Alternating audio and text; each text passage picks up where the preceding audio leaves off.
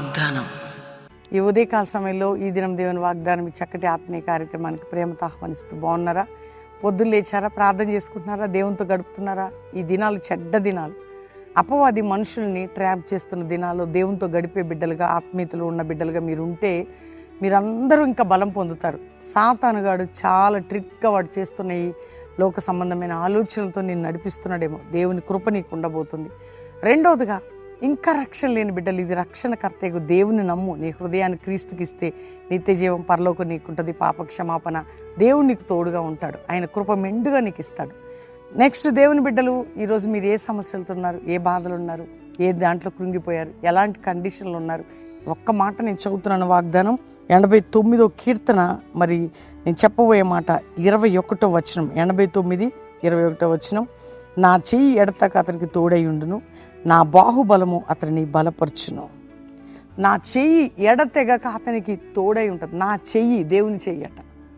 అభిషక్తుని దావీదుకున్నట్టు నీకు నాకు నా చెయ్యి నీకు తోడై ఉంటుంది. నువ్వు బలపరచబడతావు, బలము నొందుతావు కదా.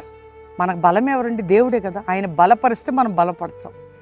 నా చెయ్యి, నువ్వు చేస్తున్న ప్రయత్నాలు, నీ జీవితంలో ఈరోజు రోగంతో ఉన్నావా, ఆయన చెయ్యి నేను బలపరచబోతుంది, తోడుగా ఉంది. ఈరోజు సమస్యలతో ఉన్నావా, అప్పులతో ఉన్నావా, ఇరుకులతో ఉన్నావా, ఇబ్బందులతో ఉన్నావా, ఆయన హస్తము నీపై చాపబోతున్నాడు, నిన్ను బలపరచబోతున్నాడు. కానీ ధైర్యంగా ఉండు, దేవుడు నీకు తోడుగా ఉండి నడిపిస్తాడు, కృప చూపుతాడు. అందుకని ఈరోజు వాగ్దానం ఏంటో తెలుసా అండి? నా చెయ్యి నీకు తోడై ఉండి నేను నిన్ను బలపరచదను. ఈరోజు వాగ్దానాన్ని బట్టి ప్రభుని స్తుతించండి, దేవుని కృతజ్ఞత చెల్లించండి.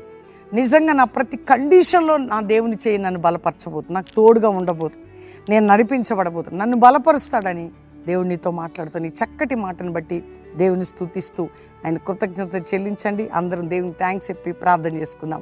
తండ్రి, ఎంతమంది బిడ్డలు వాగ్దానం విన్నారు? రక్షణ లేని వారికి రక్షణ, రోగులకు స్వస్థత, వ్యాధులు ఉన్న వారికి విడుదల, అప్పుల్లో ఉన్న వారికి విడుదల, పాప క్షమాపణ, నిత్య జీవం, పరలోకం అన్నీ మీరు అనుగ్రహించి, మానసిక ఒత్తిళ్లు, కుటుంబ పోరాటాలు, ఆర్థిక పోరాటాలు, కోర్టు కేసులు, అన్ని పోరాటాల నుంచి విడిపించండి. కృప వెంబడి కృపని చూపి అద్భుతం చేయండి. ఆత్మీయ, ఆరోగ్య, ఆర్థిక దీవెనలతో నింపండి.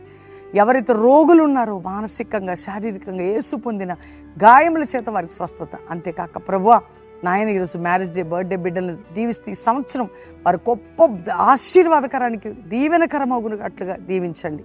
నాయన, మా దేశాన్ని రక్షించండి. ఇతర దేశంలో మా ప్రియులు ఏ దేశంలో ఉన్నారో వారు, వారి పిల్లలు, వారి కుటుంబాలు రక్షణ, మారు మనసు, క్షేమము, భద్రత మీరు ఇచ్చి వారిని లేవనెత్తండి. భారతదేశ ప్రజలందరినీ రక్షించి, క్రైస్తవ సంఘాల్లో ఒక ఉజ్జీవాన్ని, సమాధానాన్ని మీరు దయచేసి అందరిపై నీ కృప తోడుగుంచి, నాయన ఈ కల్వరి మినిస్ట్రీ మీద నీ కనికరం చూపమని యేసు నామములో అడుగుచున్నాం తండ్రి, ఆమెన్. దేవుని బిడ్డల వాగ్దానం అందరూ లైక్ చేసి షేర్ చేయండి, మంచి కామెంట్స్ పెట్టి దేవుని మహిమపరచండి. ముఖ్యంగా మరి 15వ తారీఖు యవనస్తుల కూడిక ఉదయం 9:30 నుంచి మధ్యాహ్నం 2, సాయంత్రం మీటింగ్, సాటర్డే సండే 3 రోజులు కల్వరి ప్రామిస్ 2 మీటింగ్స్. మరి యవ్వనస్తుల కూడిక మాత్రం ఉదయం 15వ తారీఖు ఉదయం 9:02 గంటల వరకు. అట్లనే బెల్లంపల్లి కూడా యవనస్తుల కూడిక 9 నుంచి 2. దాంతోపాటు ఫ్రైడే అక్కడ కూడా మీటింగ్, సాటర్డే ఉజ్జీవ సభ, బెల్లంపల్లికి వచ్చి ప్రార్థనా స్థలం పాలు పొంది ఆదివారం అటెండ్ అయ్యి వెళ్ళొచ్చు. 50 దినాలు ఆగస్టు 28 ప్రారంభ సభ ఉదయం 7 గంటలకి, అక్టోబర్ 16 ముగింపు సభ. మీరందరూ సిద్ధపడండి, పాలు పొందండి, దేవుని కృపను పొందండి. 50 దినములు మనందరం కలిసికట్టుగా ప్రార్థన చేసి దేవుని కృపను పొందాం. దేవుడు మీ అందరినీ దీవించును గాక. Praise the lord.